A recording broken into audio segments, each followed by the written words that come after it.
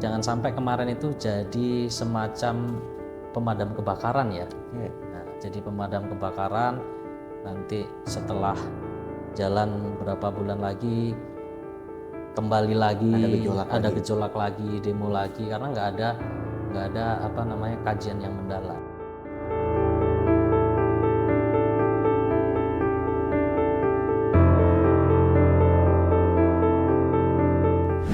Assalamualaikum warahmatullahi wabarakatuh. Tabik pun, Tribuners, dalam beberapa hari terakhir, petani singkong di Lampung merasa resah karena harga jual mereka dianggap rendah. Kemarin pada hari Senin 23 Desember 2024, Pemprov Lampung bersama DPD Lampung mengundang sejumlah petani singkong dan pengusaha tapioka untuk membahas masalah ini. Hasil akhirnya adalah harga jual singkong di tingkat petani ditetapkan sebesar 1.400 per kilogram dari sebelumnya 900 per kilogram. Di Lampung sendiri pada 2023, menurut catatan dari BPS dan dinas terkait, produksi singkong di Lampung itu mencapai 7,1 juta ton. Dan ini menjadi salah satu provinsi produksi singkong terbesar di Indonesia.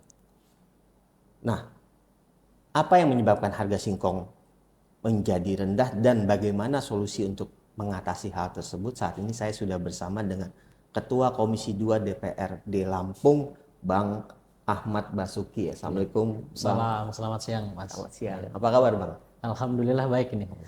Nah, terkait harga singkong ini kan Komisi 2 yang membawahi persoalan pertanian termasuk harga singkong ini ya. Nah, ini bisa diceritakan nggak, Bang? Bagaimana awal mula terjadi kekisruhan? Ya, sebelumnya terima kasih nih Bang. Nah, ngomongin singkong, betul tadi yang disampaikan Abang bahwa singkong di Lampung ini adalah salah satu komoditas unggulan ya. Artinya produksi singkong di Lampung itu melebihi komoditas seperti jagung ataupun padi. Cuman sayangnya komoditas singkong ini di Lampung ini belum dilihat secara serius oleh nasional sebagai komoditas strategis nasional ya. Yang mana kita paham singkong ini total produksi tahunan se-Indonesia itu 23 juta ton per tahun dan Lampung 7,1 juta ton, artinya tertinggi produksi singkong itu ada di Lampung. Kenapa saya katakan singkong ini belum dilihat sebagai komoditas strategis nasional? Nah, petani singkong kita khususnya di Lampung ini belum dapat kuota pupuk bersubsidi seperti halnya pada komoditas padi dan jagung. Ini perlu advokasi ya, perlu diadvokasi bagaimana kesejahteraan petani ini bisa ditingkatkan. Mengingat di Lampung ini total lahan singkong itu hampir 300.000 hektar, artinya melibatkan ribuan petani singkong yang menggantungkan hidup dan kehidupan ekonominya di sektor Hajat hidup itu. orang banyak ini, Pak. Nah, persoalan harga singkong ini sebetulnya bukan hal baru, tapi setiap tahun selalu berulang. Persoalan singkong ini setidaknya ada 3 hal yang jadi persoalan. Satu soal harga, yang kedua soal repaksi atau potongan, yang ketiga soal kualitas kandungan aji. Nah, ini selalu berulang-ulang sehingga harga selalu fluktuatif ini kan karena isunya persoalan itu.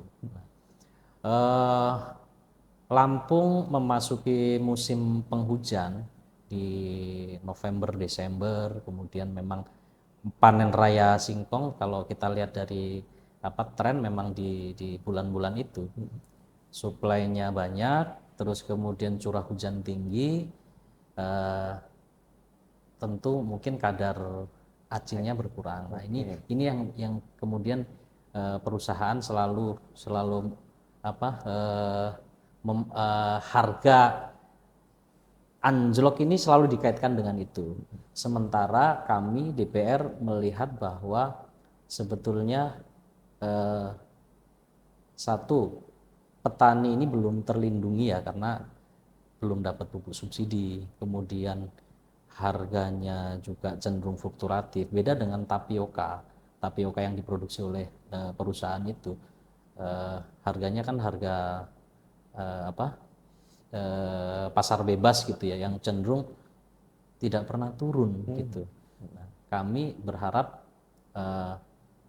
ada keadilan, ada sisi keadilan untuk para petani kita. Jadi bukan berarti DPR itu pengen apa istilahnya mengganggu perusahaan, bukan. Kita pengen iklim investasi di Provinsi Lampung tetap berjalan, tetapi juga kesejahteraan petani harus terus diperjuangkan. Tapi sebelumnya sudah pernah ada upaya belum pembinaan terhadap petani? Oh begini loh misalnya supaya acinya tidak turun, tidak rendah. Itu ada nggak sih dari pemerintah provinsi? Nah, justru itu yang jadi persoalan di Lampung. Jadi petani singkong kita itu dibiarkan berniaga sendiri gitu. Tidak kurang hadirnya pemerintah terkait dengan pembinaannya, misalnya ada bibit-bibit singkong tertentu yang kemudian direkomendasikan atas dasar kajian yang tingkat acinya tinggi, terus panen yang baik itu harus sekian bulan dan sebagainya. Selama ini saya rasa pemerintah kurang hadir, sehingga petani ya nanam-nanam aja, harga diserahkan kepada nasib gitu. Kalau kondisinya seperti hari ini, curah hujan tinggi dan sebagainya, akhirnya ya harga anjlok dan Nah, sebagainya. apakah ini menjadi salah satunya menjadi latar belakang DPRD kan hendak membuat panitia khusus terkait singkong. Ini menjadi latar belakang juga tidak? Supaya ada pembinaan, supaya harga menjadi lebih baik di Iya, tingkat petani. jadi di Lampung ini terkait dengan persoalan petani singkong yang banyak orang terlibat yang menggantungkan hajat hidupnya dari sektor pertanian di singkong ini, DPR dalam hal ini Komisi 2 pengen membuat satu langkah maju. Ini hasil dari apa? Hasil dari pembacaan kita, belanja masalah kita, teman-teman Komisi 2 reses, mungkin bertemu dengan konstituen yang mayoritas di Lampung ini kan petani, banyak usulan, masukan dan sebagainya, melihat petani ini belum mendapatkan perlindungan yang serius. Munculnya pansus ini salah satu latar belakangnya untuk menyelesaikan sengkurat tahunan. Ini kan soal singkong, demo-demo ini kan bukan hanya tahun-tahun ini saja, tahun-tahun sebelumnya ya seperti itu. Tapi belum ada langkah maju. Nah, kami Komisi 2 punya gagasan, punya ide, punya kesepakatan mendorong untuk pansus tata niaga singkong. Sudah diusulkan, Pak, pembuatan pansus. Karena ini masih akhir tahun dan lain sebagainya, insya Allah nanti di awal tahun kita sudah mulai persiapkan untuk ajukan di paripurna pengusulan. Ada target nggak Bang berapa lama pembahasan di pansus ini dan hasil yang dari pansus ini akan seperti apa? Ya, saya dan kawan-kawan Komisi 2 punya ekspektasi ya dengan dibukanya pansus ini, kemudian kita bisa lebih melihat mereview persoalan pertanian secara menyeluruh di Lampung, terkhusus soal singkong. Nah, kita ini pengen ada aturan main terkait dengan khususnya singkong. Karena apa? Singkong ini tidak menjadi komoditas strategis nasional, sehingga kadang-kadang OPD teknis dalam hal ini Dinas Pertanian itu kadang-kadang kayak lepas tangan. Ini komoditas ini nggak diatur, kita sudah konsultasi ke Kementerian Perdagangan, ya harga diserahkan ke pasar, jadi pemerintah tidak bisa ikut campur tangan. Kadang-kadang seperti itu. Nah, itu sebetulnya tidak boleh lagi ketika nanti ada aturan main kan. Ini kan benar memang singkong ini pasar bebas, tetapi yang terlibat dalam ekosistem pertanian ini petani. Petani itu siapa? Rakyat. Nah, negara harus hadir, pemerintah daerah harus hadir menggunakan instrumen kebijakan, menggunakan instrumen anggaran APBD untuk melindungi, membela petani. Sebagai regulator Iya, harus sebagai turut regulator membantu masyarakat. harus hadir. Jadi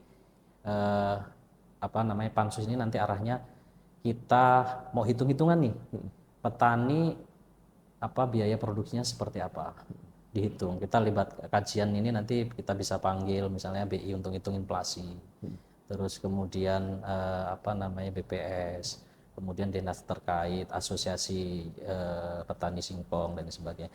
Di sisi perusahaan kita juga ya harus hitung-hitungan biaya produksi mereka seperti apa, pajaknya seperti apa, terus kemudian nanti ketemu. Nah, kita komparasikan antara dari petani dan dari pengungsi seperti apa. Jadi nanti di situ akan ketemu harga yang berkeadilan. Petani sejahtera, perusahaan bisa jalan, tetap untung. Berarti tidak hanya melibatkan satu pihak ini, Pak. Iya. Nah, kembali ke rapat kemarin nih bersama Pak PJ Group, itu kan ditetapkan harga singkong 1.400 per kilogram. Ada pantauan di lapangan tidak, Bang? Seperti apa pelaksanaannya? Iya. Berlaku mulai Selasa kalau tidak salah. Ya, pertama kami dari DPR tentu sangat mengapresiasi ya. Artinya awalnya Pak PJ Gubernur bilang dikembalikan ke harga kesepakatan tahun 2021 yang itu kemudian banyak penolakan dari masyarakat, demo di mana-mana, terus kemudian juga Komisi 2 panggil lagi. Kami secara tegas waktu itu menolak apa yang diputuskan oleh PJ Gubernur terkait dengan mengembalikan harga singkong ke 2021. Jadi konteksnya sudah tidak relevan karena 2021 dengan 2024 ini kan beda. Inflasi emangnya tidak dihitung. Terus kemudian UMP saja, upah minimum provinsi kan rata-rata kenaikan 6%. Terus kemudian mungkin waktu itu solar untuk angkut itu kan harganya berbeda dengan sekarang. Ketambahan lagi soal refaksi, potongan dari perusahaan itu ya. Ada, kita mendengar, kita dapat atensi dari masyarakat, ada yang dipotong sampai 35%, 30%. Artinya apa? Ini kan sesuatu yang tidak sehat. Coba dibayangkan petani kita yang punya lahan 1 hektar. Kalau potongannya itu 30%, artinya lebih dari 1/4 hektar itu udah diminta perusahaan. Ini kan tidak manusiawi. Nah, kayak perlu adanya diatur tata niaga supaya ini menjadi rujukan. Rujukan rumusannya ini bisa dilaksanakan. Nanti bentuk salah satu rekomendasinya adalah membentuk tim terpadu yang independen gitu.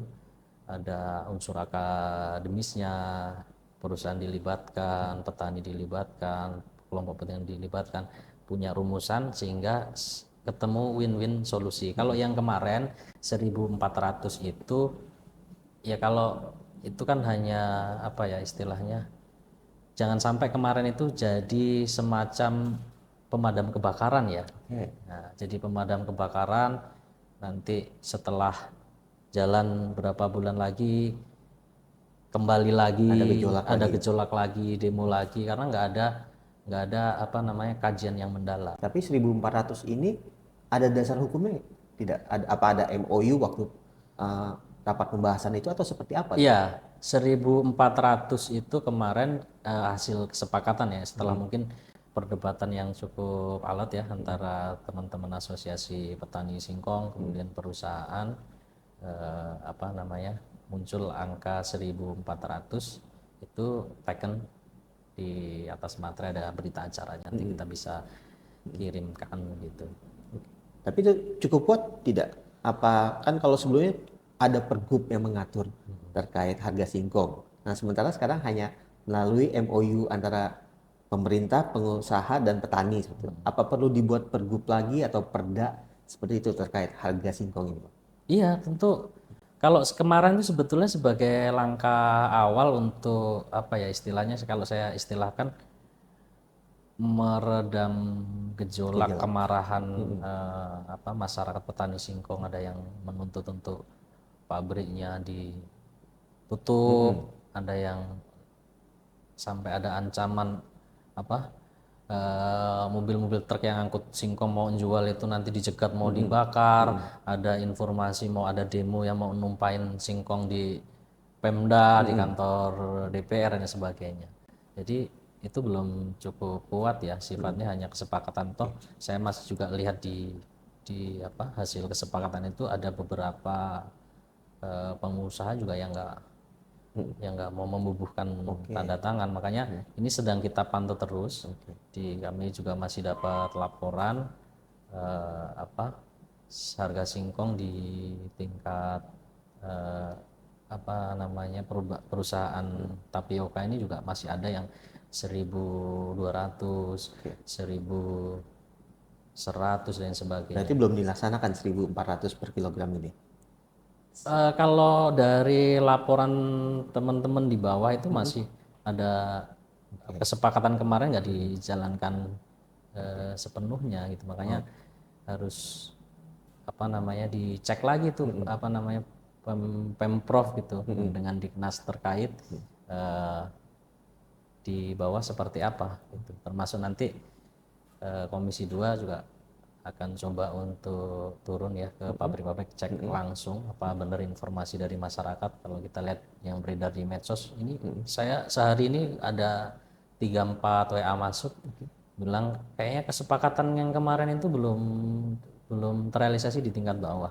Berarti di kajian di Pansus bisa meliputi masalah harga ini supaya nanti dijadikan perda atau pergub seperti itu. Iya, nanti rekomendasinya apakah jadi perda ataukah jadi kita minta gubernur yang baru nanti kan momentumnya untuk bikin peraturan gubernur.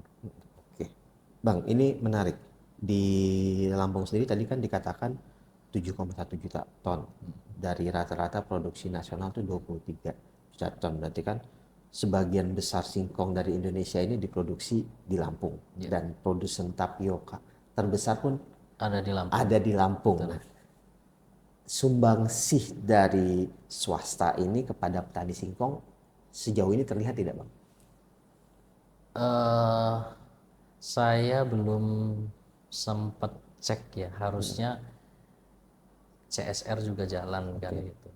Terus ada forum CSR itu laporannya seperti apa ya, nanti kita coba mau panggil review. Karena bayangin Mas, 7,1 juta ton itu kalau Rp1.000 berapa triliun per tahun ya dari singkong. Tentu kewajiban CSR itu harus dijalankan, setidaknya membina menguatkan kelembagaan petani singkong kan. Sekarang ini kan gini, di pertanian itu kayak ada DBHCHT, apa namanya, dana bagi hasil cukai tembakau. Nah, itu setiap daerah yang ada petani tembakau dapat ini ya, dapat apa bagi hasil dari pemerintah pusat gitu. Nah, dana itu ya kemudian dikembalikan ke apa namanya untuk pembinaan petani tembakau. Nah, harusnya di singkong juga gitu. Nah, ini belum terlihat ya. Dengan sumber daya Lampung yang melimpah dengan singkong itu ya. Dengan singkongnya, Lampung sebetulnya apa ya, saya istilahkan raksasa yang tertidur ya. Raksasa yang tertidur. Iya, di bidang pertanian. Satu, PDRB kita, PDRB Lampung tertinggi itu dari sektor pertanian, 29%. 29% dari sektor pertanian. Dari Dan sektor pertanian. singkong ini yang tertinggi. Singkong tertinggi. Terus kemudian kalau soal food estate di mana-mana ya kita bisa lihat lah ya, kurang begitu maksimal. Tapi Lampung ini beda, ditanemin apa aja luar biasa, bisa tumbuh. Nah, ini raksasa yang tertidur ini harus dibangunkan. Nah, Bang, singkong ini kan industri hulu ya, sumber dayanya begitu melimpah. Kalau dari beberapa catatan, hampir 90% dari produksi singkong ini diarahkan ke industri hilirnya tapioka. Betul. Gitu. Sebenarnya ada industri hilir lain tidak untuk industri singkong ini sendiri yang bisa dikembangkan di Lampung? Iya, bahan baku singkong melimpah nomor 1 se-Indonesia. Mayoritas masih ke tapioka karena memang kebutuhan tapioka nasional kita tinggi ya. Jadi kita masih impor juga karena kebutuhan nasional tinggi dan pusatnya ini ada di Lampung. Tetapi juga untuk meningkatkan kesejahteraan petani, saya pikir juga harus dikembangkan eh, apa varietas yang baru, variasi yang lain kayak misalnya eh, bioetanol, bioetanol, terus kemudian produk makanan olahan berbasis singkong, ada juga mungkin mokaf ya, mokaf itu apa setengah jadinya tapioka itu kan, mokaf. Terus kemudian apa namanya, perlu diketahui juga Lampung ini untuk singkong makan ya, untuk singkong makan ini juga dikirim banyak ke perusahaan-perusahaan yang kayak Kitela dan sebagainya. Ini kan apa namanya, perlu pemerintah sebagai regulator perlu hadir untuk mencarikan apa istilah off taker ya, off taker baru yang bisa menyerap tidak hanya seluruhnya ke tapioka gitu, bisa ke yang lain gitu, atau mungkin perlu deh kayaknya sudah saatnya Lampung ini dibuatkan BUMD pangan lah khusus yang menangani komoditas pertanian. Jadi nanti mereka sebagai regulator bisa menyerap juga dari petani gitu ya, komoditas dari petani, terus mencarikan off taker lain, produk-produk bikin pabrik etanol atau apa dan sebagainya. Tapi selama ini kalau sebagai anggota DPRD pernah melihat di eksekutif nggak sih, ada tidak sih perencanaan ke depan industri singkong ini akan seperti apa 5 tahun ke depan misalnya? Iya, saya di provinsi ini baru sekitar 3 bulan ya di DPR di Komisi 2, sebetulnya sebagai ketua Komisi 2 bidang perekonomian, termasuk di dalamnya pertanian. Itu sebetulnya saya sedikit agak miris ya, mirisnya di bidang saya Komisi 2 yang membidangi mitra kerja 10 OPD. Kalau kita lihat dari sisi pagu anggaran, itu dari 10 OPD, Dinas Pertanian, Dinas Kehutanan, UMKM, Perindak, 10 dinas itu tidak lebih dari 3% dari total APBD kita. APBD kita 8,7 T yang di bidang bidang perekonomian itu tidak ada. Padahal kita penyumbang PDRB terbesar. Nah, tidak ada 3%. Nah, ini kan sangat mirip. Nah, 3% ini Mas, kalau kita mau bedah anatomi struktur anggaran program kegiatan dan sebagainya, itu masih 70%nya itu belanja gaji dan tunjangan. Artinya kalau kita mau serius soal ketahanan pangan, kita mau membela petani, karena saya istilahkan membela petani sama dengan membela kehidupan. Itu ya harus ada political will terkait dengan pagu anggaran di dinas, biar dinasnya punya kerjaan lah, mau ngapain kan gitu. Nah ini kalau kita mereview sejauh ini ya, anggaran di bidang perekonomian di Lampung ini sangat kecil sekali. Bagaimana bisa menjadi daya ungkit pertumbuhan ekonomi kan gitu. Sementara tapi saya punya rasa optimisme, Pak Presiden Prabowo hari ini juga sangat konsen terhadap sektor ketahanan pangan ya, terus punya asta cita yang cukup lugas soal soal pangan ya. Terus kemudian kita menyambut gubernur dan wakil gubernur baru yang di visi misi itu sangat lugas juga, persoalan perekonomian, soal pertanian, plus poin pentingnya wakil gubernur terpilih ini juga satu partai punya privilege dukungan pemerintah pusat. Harusnya optimis sih di Lampung. Tinggal nanti DPR terus berkoordinasi. Ini kan persoalan political will ya. Bagaimana kita Lampung ini bisa menjadi salah satu penyumbang tingkat pertumbuhan ekonomi nasional. Pak Prabowo mencanangkan pertumbuhan ekonomi nasional per tahun 8%. Sementara posisi hari ini Lampung ini pertumbuhan ekonomi itu kan 4,55%. Artinya di bawah target nasional. Nah, Bang, ini pertanyaan terakhir, Bang. Ya. Masih terkait singkong. Upaya DPRD nanti ke depannya selain pansus itu kan nanti diharapkan menghasilkan sebuah perda. Nah, setelah perda itu berjalan, bentuk pengawasannya akan seperti apa? Lalu sanksi-sanksinya supaya tidak terulang lagi gejolak-gejolak yang muncul, itu nanti akan seperti apa? Iya, perda ini kan kesepakatan wakil rakyat ya, wakil rakyat dan eksekutif. Kalau di pusat itu ada undang-undang, di daerah ada peraturan daerah. Ini mengikat, artinya harus dilaksanakan oleh seluruh pemangku kepentingan, termasuk dalam hal ini perusahaan, dalam hal ini petaninya sendiri. Petani jangan dong misalnya nyabut singkong belum umurnya masih 5 bulan sudah dicabut, akhirnya acinya rendah, nggak diterima oleh perusahaan, kan rugi.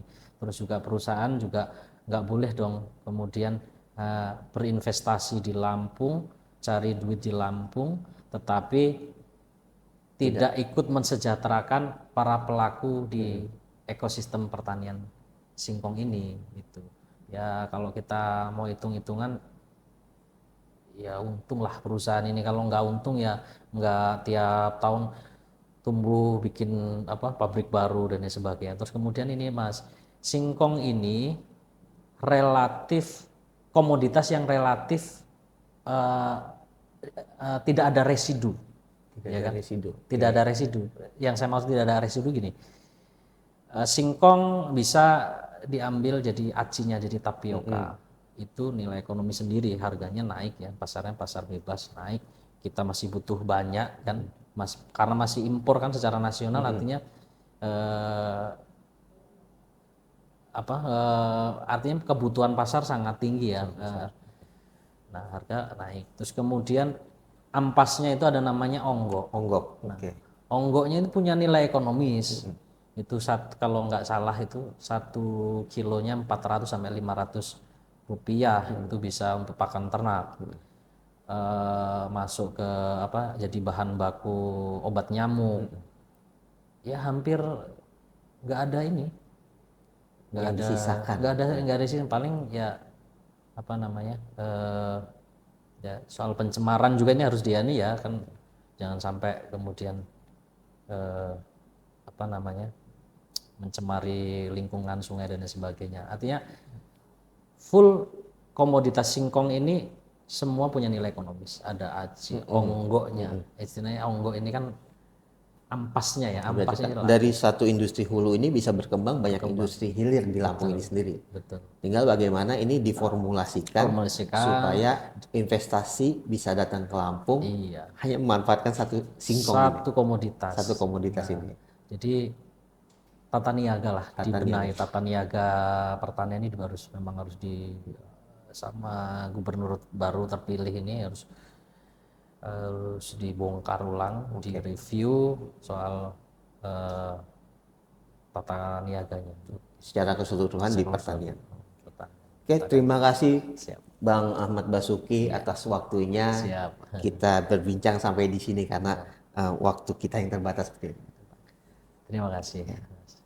Baik, Tribuners, demikian bincang-bincang kita bersama Ketua Komisi 2 DPRD Lampung, Bang Ahmad Basuki. Sampai jumpa lagi di podcast Tribun Lampung selanjutnya. Assalamualaikum warahmatullahi wabarakatuh. Waalaikumsalam warahmatullahi wabarakatuh.